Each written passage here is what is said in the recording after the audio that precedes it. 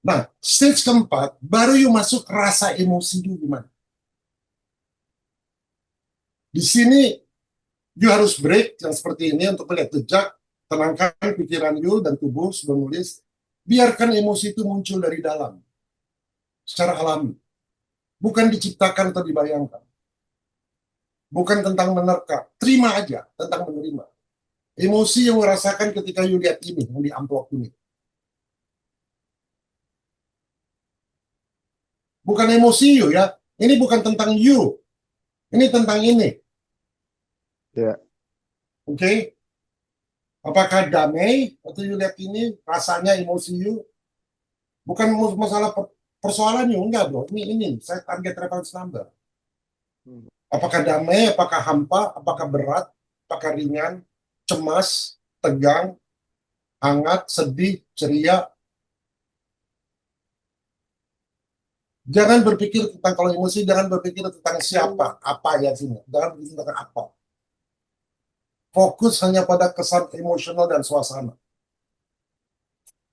Misalnya ya, yuk lagi honeymoon gitu ya, yuk pergi ke Alpen atau yuk pergi ke Mediterranean Sea naik kapal cruise.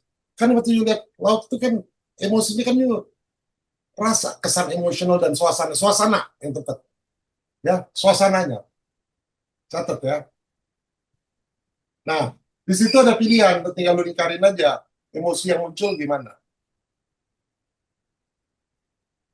Kalau emosi yang muncul itu nggak ada di situ, di apa workbook you, ya you catat lainnya nggak ada, tapi itu catat yang lain yang you rasakan. Harus sesuatu you rasakan. Oke? Okay?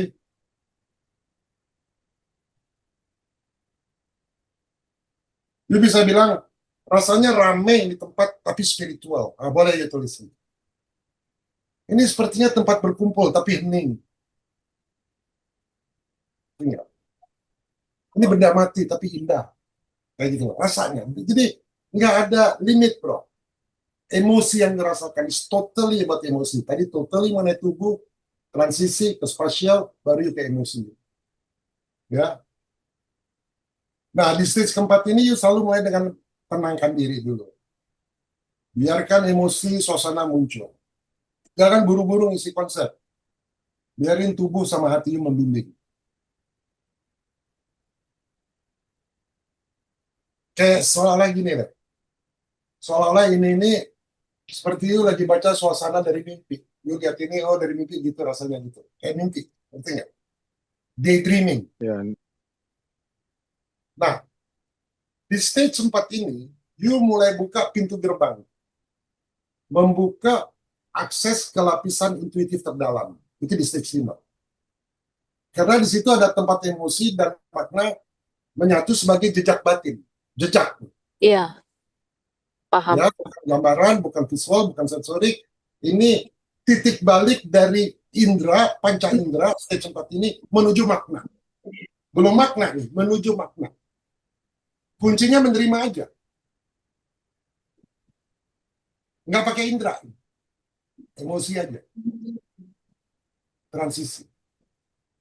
Ini struktur intuisi, bro. Oke. Okay? Baik, Prof. Paham. Oke. Okay. Kopi. Nah, dapat tempat itu ya. Nah, sekarang lu masuk ke stage 5. Ingat stansa nggak? Puisi, stansa, itu kan simbolik semua. Metaforik semua. Jadi yang you gambar semua itu, waktu masuk stage 5, itu simbolik dan metaforis semuanya. Makanya simbol jadi penting. Makanya yang you gambar lingkungan, arah itu semua simbol. Ya. Lalu, karena ini metafora yang muncul secara otentik, tulisin apa adanya. Tulis. Tanpa sensor atau penyempurnaan. Lihat teman-teman, sini kan banyak yang baru ya, tapi kalau kayak Pak Yusuf, atau AR, atau Tovan, ini jauh sebelum ada AI.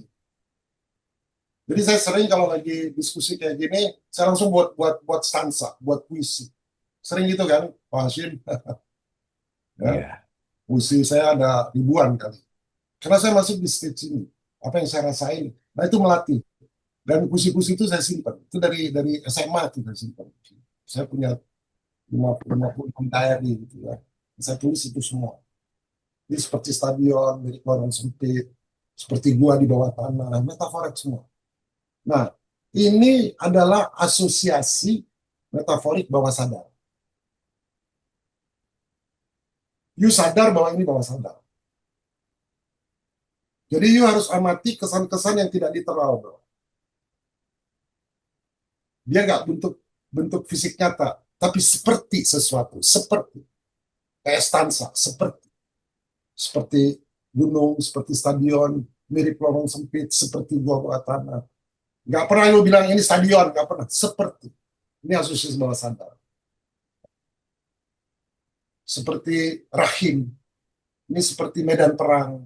Ini seperti ruang penyimpanan tua. Nggak pernah you bilang ini seperti Vatikan, nggak. Seperti ruang penyimpanan tua. Jadi, you jangan pernah nulis untuk netralitas ya. Jangan nulisnya gini. Ini seperti gue. Ah, ini gue. Nggak ada gitu. Gue itu nggak ada. Nah, itu kalau you merasa begitu, letakin lagi timsi lo, analytical overlay itu. Jadi you bikin poem aja di situ. Bikin puisi. Seperti you boleh menulis secara metaforis atau imajinatif. Misalnya, seperti bisikan yang membatu, seperti nyanyian dari kedalaman, seperti jembatan yang dihiasi oleh diamond. Ngerti nggak? Poetik, bro. Ini udah banyak yang frustasi nih. Kalau udah coba, mudah. You akan kaget sendiri nanti. Gila, gue bisa nulis kayak gini. Sekarang dengarnya susah, karena ini pakai kognitif semua. Tapi ketika you dalam state ini, mengalir, bro. It's okay, Prof. Go Ya. straight. Jadi, jangan ubah metafora itu, jangan lu harus membuat stansa. Jangan mencoba metafora stansa tadi atau puisi you jadi tebakan konkret. Ini pasti bunker, ini pasti ruangan bawah tanah, ini pasti emas. Ya. Dan you jangan coba jelasin dari mana metafora itu berasal. Gak ada nyontek, bro. Makanya waktu baru-baru AI muncul, saya bilang sama teman-teman, kalian kalau mau bikin ini jangan pakai AI ya, seperti itu buat itu dangkal sendiri aja. Pasti jauh lebih bagus dari AI. Jadi jangan menyaring kesan, ini nggak mungkin karena nggak masuk akal. Jangan mikir gitu, semua masuk akal. Metafora. Bebas, bro. Dan gue harapin ya nanti di grup kita, Beyond Spiritual, masing-masing bisa ngirim puisinya sendiri. Bukan dari AI ya, sendiri. Ketika diskusi ini, dia lihat ya, itu kan saya lihat tuh diskusi-diskusi teman-teman tuh. Dari A, si B, si C. Saya baca aja tuh. Saya angkat, saya nulis. Namanya Beyond Spirituality. Itu menyatukan diskusi yang begitu banyak. Saya remote viewing tuh. Nyata. Ada yang kasih komentar, wah ini kok banyak kebencian. Enggak, bukan kebencian. Ini ada tawa, ada canda, ada pain, ada humor, ada segala macam. Itu saya tulis di situ. Grup kita tuh itu. Saya bisa ukur level kesadaran grup kita di situ. Jadi yang stage 5, catat ya, ini simbol batin. Puisi itu simbol batin. Simbol semua. Jadi di sini you punya kesan perbandingan, rasa, dan asosiasi liar. Liar aja, asosiasi liar. Tanpa batas. Nah, justru dari metafora ini muncul inti makna terdalam dari target. Paham? Jadi nggak pernah ada ini gelas, ini enggak. Dari puisi you itu yang you bikin. Ini. Belajar baca simbol, makanya simbol-simbol itu penting. Kalau mau meditasi, lihat simbol aja. Ya, melayang tuh kita. Puisi di kepala kita tuh. Ini. Jadi kayak my love, dengan tadi punya problem, lu buat puisi. Lu dapat jawabannya, jangan menyalahkan Tuhan. Lu dapat jawabannya. Karena itu metaforik semua, metafor. Di stage ke-6, baru you menyatukan kembali. Lu tinjau kembali semua data dari 1 sampai 5. Ideogram, stage 1, sensori fisik, sketsa visual, emosi, stage 4, metafora, stage 5. Baru you sekarang tanyakan pada diri you, ini ada pola atau hubungan antara bentuk yang tadi ideogram, ya, lalu sensori fisik, lalu sketsa visual, emosi, arah, makna. You tulis di situ. Di situ stage sama. Ini kayaknya struktur besar, terbuka, penuh gerakan, bisa you gambar, terasa seperti tempat transit. Lalu gambarkan model relasi antara elemen-elemen dari stage 1 sampai stage 5. You bikin denah. Gambar di situ, denah kasar, arah, gerak, hubungan lapisan atas bawah, kiri kanan, keterkaitan antara bagian. Jadi yang 1 sampai 5 itu kayak puzzle, yang 6-nya you satukan jigsaw puzzle itu. Paham? Jadi kembali lagi stage 6, di sini you gambar semua elemen yang terasa berkaitan dalam satu ruang visual. Di sini you buat sketsa, nggak perlu rapih, nggak perlu akurat secara teknis. Yang penting ada hubungan spasial, ya, spasial sama fungsional. Bukan bentuk literal, ya. Bentuk spasial atau fungsional. Ya, situ you bisa bikin deskripsi fungsional, ya. Di bawah sketsa you tulis kesannya, ini fungsinya apa, sistem kerjanya gimana. Ada aliran dari sini ke sana. Struktur ini mendominasi ruang lainnya. Struktur ini terasa seperti zona transisi antara dua ruang berbeda. Kalau dia satu tubuh yang besar. Jangan paksakan logika. Ya, hubungkan secara intuitif. Nah, tujuan akhir dari stage 6 ini menggabungkan semua data menjadi gambaran utuh. Bentuk, emosi, fungsi, arah, makna menjadi satu sistem ruang yang menyatu. Nah, dengan mengikuti langkah stage 1 sampai 6 ini, you membantu bawah sadar you menyusun struktur internal target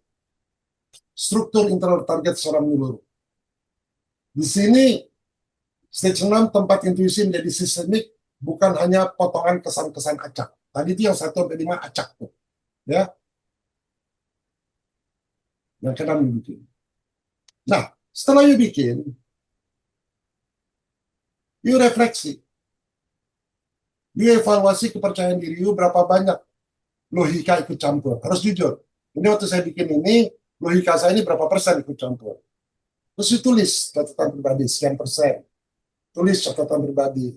Ini simbol atau impresi kuat yang tersisa apa yang masih belum. Ayo bisa tambahkan. Oke, bro. Ini semua yang saya sampaikan nggak ada gunanya kalau kita nggak praktek. Ya, learning by doing. Harus. Dan saya mengharapkan saudara keliru. Salah. Kenapa? Karena pengalaman saya, bro. Remote viewer yang terbaik. Ada juga yang pertama tuh kayak udah almarhum dia ya. Dia dari pertama udah bener terus. Wah, hebat tuh. Jarang. Tapi yang terbaik justru yang waktu di grup ini dia paling minder, dia merasa dia udah nyerah. Dia sekarang remote viewer terbaik di dunia. Dia sekarang. Di dunia loh. Diakui dia. Wow. Jago banget. Jadi kalau siapa tadi my love ngobrol saya gini, dia bilang, kamu izinin saya ngomong nggak? Dia kasih tahu tuh peristiwanya apa, nama orangnya apa. Begitu saya lihat. Wow. Udah jadi divine mechanic. Dan dia bisa healing. Jago. Pintar bahasa Indonesia. Oke. Khususkan minggu lalu sama di WA itu nyambung nggak? Nyambung banget, Bro. Malah justru tadi waktu Prof bilang ini tuh menyadari aktivitas bawah sadar, yaitu meditasi itu, meditatif itu. Jadi, Tapi di beta state ya, Prof. Tapi di beta state gelombang otaknya di beta, bukan di alfa ya, atau theta kan?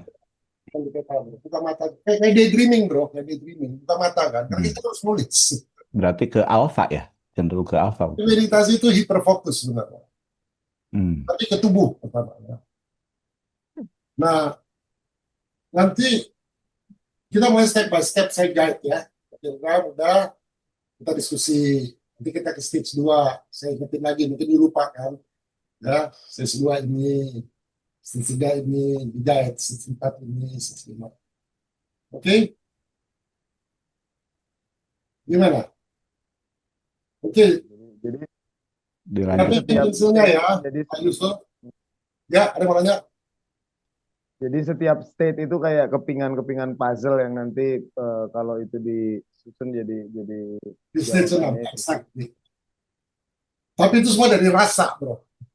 Ya, Keren kan, terstruktur kan? Jadi kita bicara ya. rasa, bicara intuisi, ada struktur. Senior saya Pak Trisno itu. Oke ya, ketika you buat ini ya, terus you mau nanya nggak apa-apa, bro. Kita kan cuma latihan, ya, supaya jelas. Ya, baru nanti yang kedua yang beneran, supaya dapat ininya dulu, gambarannya. Gimana, Felix?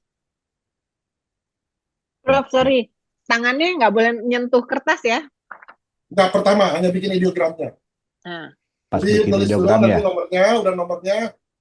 Kalau waktu bikin nomornya, you boleh tentu. Setelah itu you angkat, ya. Jadi betul saya sebut 4 digit, selesai you angkat, langsung you coret. Jadi jangan taruh lagi tangan you di ideogramnya, ngerti nggak?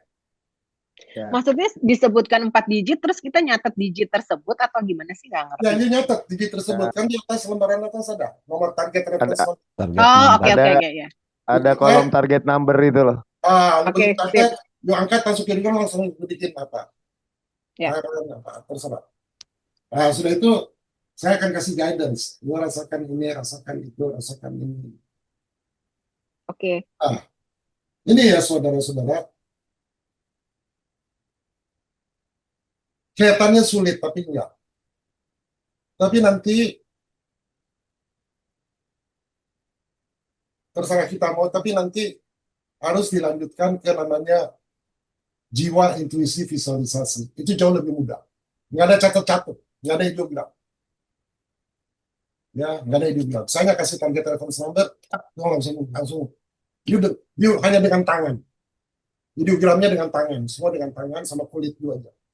Ya, ya orang kira kita magic, padahal enggak. Bedanya magic sama logik apa? Atau persamaannya? Magic sama logik persamaannya apa? Persamaannya kata-kata terakhirnya jig. Perbedaannya satu magic, satu logic. Kalau nggak bisa dijelaskan, jadinya magic. Kalau bisa dijelaskan, jadinya logic. Itu aja bedanya. Ya. Jadi sesuatu yang kita anggap magic, sekarang kita harus buktikan logik. Jadi pengalaman empiris you ini bisa you science-kan. Ini namanya ilmu pengetahuan, kita gabungkan. Bukan pengetahuan aja, bukan ini kita gabungkan. Karena ini kan research, ini kan research nih, dari hasilnya nanti. Nanti dari hasilnya, setelah dapat hasilnya, kita ada berapa orang di sini? Sekitar 18. 18. Kita bagi dalam 3 grup. Nanti 6 berkumpul, tentu acaranya. Nanti kalian diskusi, hasil kalian apa, terus kalian simpulkan apa ini. Hasil bersama. Bro. Jadi kan misalnya Daniel dapat, Firman dapat, ya diskusi. Ribut-ribut gitu, ini gue dapetin. Karena bisa-bisa yang dilihat oleh Firman itu dari angle yang lain, yang dilihat oleh Hashim angle yang lain. Nah, di situ harus kayak jigsaw puzzle lagi, harus gabungkan lagi, ngerti nggak? Bisa gitu. Ya. Karena ada orang yang visual, ada yang kinestetik, ada yang audible. Jadi ini bukan pekerjaan individu. Human free selalu pekerjaan bersama, tapi nanti bisa jadi individu. Ya. Kalau kita exercise yang berat, kita selalu minimum 3 orang. Terutama kalau ada orang sakit, hampir mati, gitu ya. Kita biasanya kerja berlima. Nah, itu kita bisa ambil dari chamber of death. Mau mati juga bisa negotiate masih. Ya. Oke, excited nggak? Coba. Ini namanya workshop ya, ini workshop. Workshop artinya apa? Work itu kerja kan, shop itu apa? Belanja. Jadi harus kerja, saudara harus kerja. Gitu. Ya. Shopping. Oke ya, saudara-saudara, siap ya? Oke. Siap? Ya. Target reference number, tulis ya.